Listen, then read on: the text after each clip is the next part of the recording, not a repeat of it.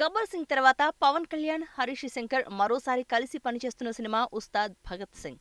మైత్రి movie makers నిర్మాణంలో అట్టహాసంగా మొదలైన ఈ చిత్రం కేవలం 5 రోజుల షూటింగ్తోనే సరిపెట్టుకుంది. పవన్ కళ్యాణ్ రాజకీయ షెడ్యూల్స్తో బిజీ అవడంతో హరీష్ శంకర్ ఈ సినిమాని పక్కన పెట్టేసి రవితేజతో మిస్టర్ బచ్చన్ సినిమా స్టార్ట్ చేశారు. ఈసారి పర్ఫార్మెన్స్ బద్దలైపోద్ది అంటూ అదిరిపోయే గ్లిమ్స్తో పవన్ ఫ్యాన్స్ కి గబ్బర్ సింగ్ వైబ్స్ నిచ్చిన హరీష్ శంకర్ ఈ సినిమాని నిజంగానే పక్కన పెట్టేశారా అనే సందేహం ఫ్యాన్స్ లో నెలకొంది. అయితే మూవీని పక్కన పెట్టలేదని, బ్రేక్ మాత్రమే ఇచ్చారని హరీష్ శంకర్ లేటెస్ట్ ఇంటర్వ్యూ చూస్తుంటే తెలుస్తుంది. వైవా హర్షతో ఓ ఇంటర్వ్యూ చేసిన హరీష్ శంకర్ ఉస్తాద్ భగత్ సింగ్ గురించి ఇంట్రెస్టింగ్ కామెంట్స్ చేశారు. నేను షూట్ చేసింది కేవలం 5 రోజులు మాత్రమే. ఆ 5 రోజులు ఫుటేజ్నే టీజర్గా కట్ చేశాం. 12 ఏళ్ల క్రితం గబ్బర్ సింగ్ సెట్స్లో ఏ వైబ్ కనిపించిందో ఇప్పుడు ఉస్తాద్ మూవీ సెట్స్లో కూడా అదే వైబ్ మాకు కనిపించింది.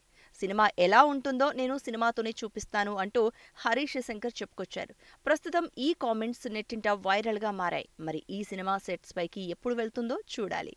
కాగా ఈ సినిమాలో శ్రీలీల హీరోయిన్ గా నటిస్తుంది. మరో హీరోయిన్ గా సాక్షి వైద్య కూడా ఎంపికైనట్లు సమాచారం.